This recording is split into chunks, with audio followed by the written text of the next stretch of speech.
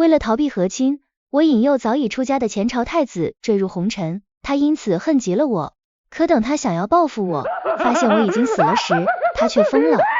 皇兄要将我嫁往北狄，为了不去和亲，我爬上了那位早已出家的前朝太子的床。男人清心寡欲，避世10年，却被我因一己私欲拉入10丈红尘。他恨透了我，也恨极了我腹中的孩子。后来他离开了长安，召集旧部起兵谋反，大军攻入城中。他用长剑指着我的皇兄，问清河公主在哪？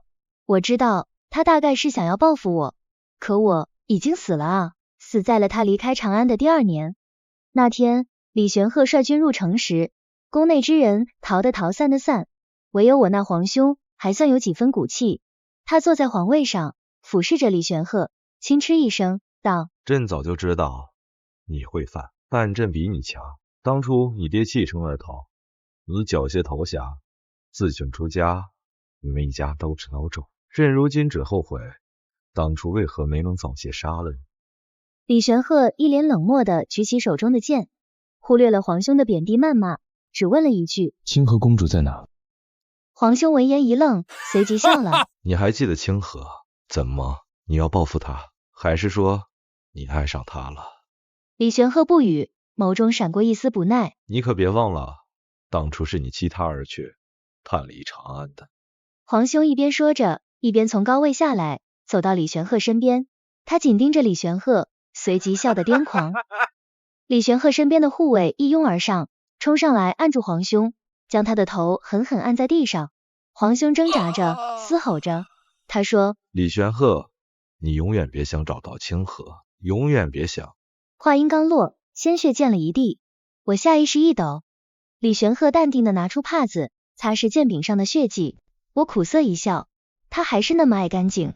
犹记得当初我想让他娶我，他那时给我的回答是：公主如此不知廉耻，我怕脏。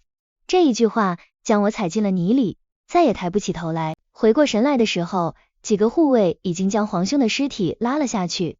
主君，这狗贼死到临头还大言不惭，护着他那妹妹。李玄鹤不知在想什么，眸子微微一暗，皱眉轻叹了口气。他一边转身朝殿外走去，一边吩咐身旁的手下：哪怕将长安城翻个底朝天，也定要找出清河公主。是。我愣愣地看着他，心里密密麻麻，以虫啃咬般的痛起来。比起他爱我这件事，我更相信他是恨我的，但他永远也找不到我了，哪怕是尸骨，他也找不到，因为我早就死在了北狄，死在了那个寒冷的冬天。我的魂魄一直跟在李玄鹤身后，他似乎是有些累了，回到了寝殿里，脱下了那身沉重的盔甲，换上了素净的寝袍。我站在他身旁，细细地打量着他。其实刚刚在皇宫里突然看见他的时候，我差点就没认出他来。虽然我们才3年未见，但他变化很大，比如他从前是个秃瓢，现在却蓄起了长发；再比如他从前总是冷漠的、平和的，现在却凶巴巴，一身煞气。李玄鹤躺在床上，我坐在地上，托腮看着他，脑海中忽然想起了16岁那年的暮春。我因为身体不好，被皇兄送到了万佛寺静养。那是我跟李玄鹤第一次见面，只是遥遥一眼，他站在杏花树下，手里攒动着佛珠，朝我微微颔首。我怔了怔，不自觉地把心里话说了出来。他长得这么好看，怎么想不开出家当和尚呢？身旁的宫女急得拽来拽我的衣角。公主，慎言。我这才反应过来，脸瞬间通红。方丈低头一笑，朝我介绍道：公主，那位是了无师傅，想必公主曾听说过他便是那位前朝太子。我听出了方丈的言外之意，他的意思大概是我跟李玄鹤身份尴尬，最好避着点儿，以免遭人议论。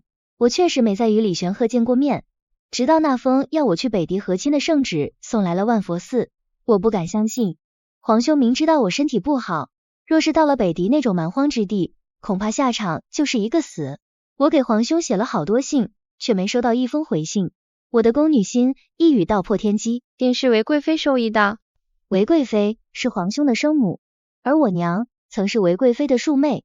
那年韦贵妃怀上龙胎，我娘随着大娘子入宫拜贺，因生得好看，被父皇赏识，得了圣宠。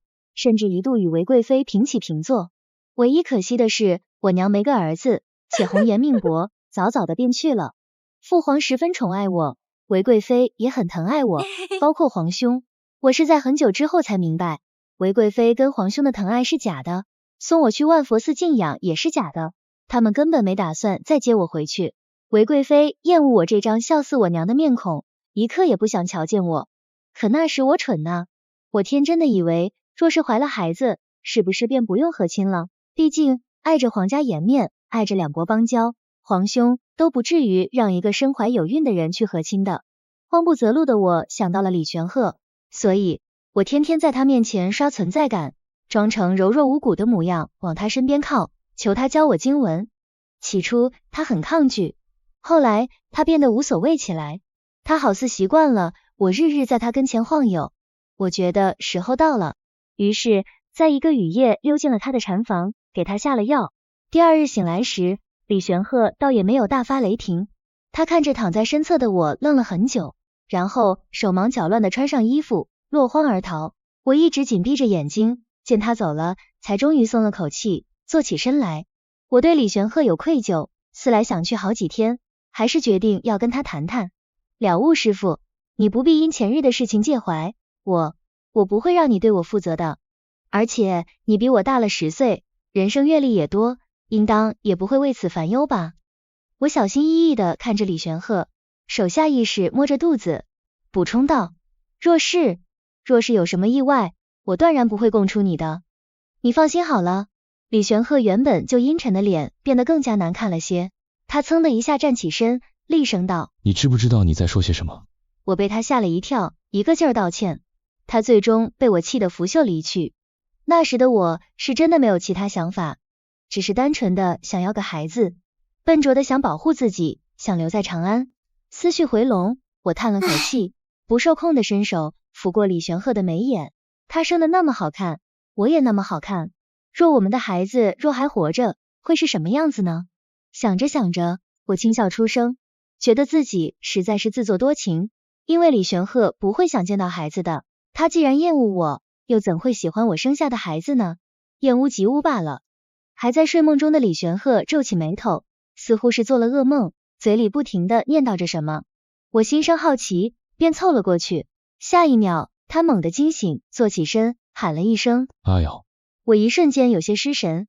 阿瑶是我的名字，可李玄鹤从不会这么叫我，他只会连名带姓的喊我云舒瑶，陌生又有距离感。是以此刻这声阿瑶从他嘴里喊出来，我觉得奇怪又别扭。不等我反应过来，店外走进来一位女子，她未经通报便进了李玄鹤的寝殿，想来应该是很亲近的人吧。我好奇地看着女子，她生得很漂亮，她会是李玄鹤的妻子吗？表哥派人去寻清河公主了。女子开门见山地问道。李玄鹤点了点头。女子轻笑一声3年了，她应该已经嫁人生子了吧？表哥找她回来做什么？是杀了她以报你当年所受之辱，还是……李玄鹤冷着脸打断了女子的话，声音里带着几分威胁。这不是你该管的事情。女子软了脾气。表哥，我只是在提醒你，你莫要忘了，当初他不但设计勾引你，脚踏2条船，还差点让你……方清芷。李玄鹤站起身，眼里是藏不住的怒意。女子瞬间红了眼眶，脸上落下2行清泪。你为了他对我发火？李玄鹤疲惫地揉了揉眉心，下了逐客令。先出去吧。女子一副受了天大的委屈的模样，哭哭啼啼地跑了出去。我有些懵，我何时脚踏2条船了？李玄鹤坐回榻上，有些颓废地垂下头，从怀里掏出一只海棠发钗，一边当作宝物似的摩挲着，一边喃喃道：你到底去哪儿了？不是说让我娶你吗？难不成是生我的气，故意躲起来了吗？我的目光落在他手中的发钗上，微微有些惊讶。那是我的物件，只不过很早之前就丢了，原来竟在李玄鹤手上。我缓缓走到他面前，蹲下身，仰头看着他，这才发现他居然红了眼眶。我伸手想替他擦眼泪，手触碰到他的脸颊时，却摸了个空。哦，差点忘记，我已经死了。我看着眼前人，怎么都想不明白，便不自觉地轻声开口问道：李玄鹤，你不是最讨厌我，最嫌弃我吗？如今又怎会因我而落泪呢？李玄鹤登基后日理万机，依旧没有放弃寻找我的下落，但每次得到的消息都是尚无音讯。他摔了手中的奏折，发了好大的脾气。好端端一个大活人怎会找不到？她一个女子能去哪里？地上乌压压的人头跪了一片，高呼陛下息怒。李玄鹤揉了揉眉心，很快稳定住情绪，转而问道：宋长庚回来了吗？回陛下，宋将军已经在外头候着了。宋长庚回来了。我欣喜地转头看去，果真是他。当初我被送往北狄，便再没见过他。后来再次听说他的消息时，我已经死了。我的魂魄迫不及待地飘到宋长庚身旁，围着他转圈，欣慰道：黑了，瘦了，像个男人了。臣戍边大将军宋长庚拜见皇上，皇上万岁万岁万万岁。这2句话他是咬着牙说的。因为我的原因，他很讨厌李玄鹤。我从小算是跟宋长庚一起长大，他打小就是个混不吝，是长安城里出了名的浪子，侯爷跟侯夫人都拿他没办法。当初我被送去和亲时，他是唯一一个站出来替我说话，替我反抗的。可皇兄却铁了心要送我去北狄。那日，我跪在皇兄面前，不知廉耻地说自己早已失了贞洁。皇兄竟并未吃惊，仿佛早就知道一样。他俯身将我扶起来，说：北狄跟汉人不一样，他们无所谓女子贞洁。清河，若你能死在北狄，也是你之幸事。我瞪大双眼，不敢相信他会说出这种话。毕竟在那时的我心里，他曾是对我宠爱有加的哥哥。可现在，他把我的生死置之度外，看我的眼神像是陌生人。我硬生生把自己已经怀孕的事情咽了下去。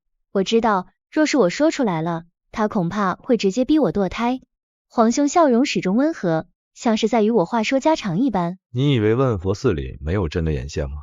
清河，不要耍小聪明。李玄鹤懦弱了一辈子，怎会帮你？你看，他已经逃得远远的了。不过你不用担心，皇兄会将他抓回来，替你出口恶气。我瞪大双眼，根本没想到他连我跟李玄鹤之间的事情都知道得一清二楚。我绝望极了，无力地瘫坐在地上。我有什么资格出恶气呢？本就是我算计他，他跑了，我也没理由怪他。启程去往北狄之时，宋长庚策马追出城门，他被老侯爷打得浑身是伤，拉着我的手：阿瑶，我早晚会接你回来的。我心疼地看着他，扯着嘴角笑了笑。我知道，你不要为我担心，我故作轻松，你知道我的，我不管去了哪里都很讨人喜欢。倒是你，不要再只顾玩乐了。他用力点头，肩膀微微颤抖。那我们约定好，以后还要见面，还要一起捉小鸟，堆雪人。宋长庚如约定那般飞速成长，可我却毁约了。不过仅3年光阴，却早已物是人非。回过神来，我看着店内剑拔弩张的2人，默默叹了口气。李玄鹤屏退了店内的下人，目光沉沉地看向下手的宋长庚，率先开口问道：云舒瑶在哪？宋长庚似乎是没想到李玄鹤会问起我，微微愣了愣，随即嘲讽地笑了，反问道：他在哪儿跟你有关系吗？你当初拍拍屁股跑得那么快，可曾想过他？李玄鹤早已没了耐心，他站起身，快步走到宋长庚面前，揪着他的衣领，低声吼道：我不想跟你废话，我再问你一遍，云舒瑶在哪？宋长庚好笑地看着李玄鹤，最终挑了挑眉毛：她嫁人了。话音刚落，李玄鹤挥拳打在了宋长庚脸上，他以为宋长庚在骗他，2人谁也不服谁，很快便扭打在一起。我试图挡在他们中间，但我只是个灵魂，我能挡住谁？于是我站在原地大喊：别打啦，别打啦！我知道他们听不见，这只是起到一个心理作用，毕竟我总不能干站着吧。喊了2声，我直接坐在地上。他们打了很久，终于打累了，2个人脸上都挂了伤，躺在地上。李玄鹤的声音有些颤抖：宋长庚，云舒瑶到底在哪儿？算我求你，告诉我吧。宋长庚冷哼：当初你走的洒脱，他又怎会一直在原地等你？我不求他等我，我只想知道他现在怎么样。若是他真的嫁了人，只要他过得好我也认了，可我受不了如今竟寻不到他的一丝音讯。见他这样，宋长庚消了气焰，仰头看着屋顶，轻轻叹了口气。有些伤感。她真的嫁人了，被送去北狄和亲。宋长庚喃喃自语，都快3年了，也不知道她过得好不好。我给她寄出去的信，她从来没有回过。对了，我这才反应过来，宋长庚这些年远离长安，他还不知道我已经死了呢。李玄鹤几乎是立刻弹坐起身，嘴唇微张，满脸不可置信。和亲？宋长庚擦了擦嘴角的血迹，笑得勉强。你走后没多久，她就被送去北狄了，你不知道吗？你但凡多问问，上点心，也不至于要我大老远跑来告诉你。我看着二人，轻轻叹了口气。其实这事儿也不能怪李玄鹤。叛军入城那日，前朝的那些臣子被方清止的父亲方老将军杀了个干净。第一个知道我去了北狄的人，其实是方清止。他早早的就封死了消息，不允许任何人向李玄鹤透露有关于我的事情。毕竟她是李玄鹤亲舅舅的女儿，李玄鹤能够成功复国，离不开方家的支持，所以宫内的人都不敢跟方清止唱反调。我忽然知道方清止那日为什么说我脚踩2只船了。当初在万佛寺时，宋长庚隔3差5就会带着大包小包跑来见我，我跟他之间向来是无话不谈的，就连我跟李玄鹤之间的事情，我也都统统告诉了他。宋长庚叼着一根狗尾巴草坐在树上，听见我说的话，吓得直接从树上掉下来，还摔了个屁墩儿。他顾不上疼痛，一脸惊讶地问我，你再说一遍。我很听话的重复，我跟李玄鹤睡觉了。他站起来，握着我的肩膀。你疯了？我低着头盯着脚尖，咬了咬唇，我没办法，不然你说我该怎么办？我跟皇兄本来就不是一母同胞，父皇在世时，他对我还有几分照拂与疼爱，可如今他只把我当棋子。宋长庚沉默许久，问，那若是此计不成呢？你打算怎么办？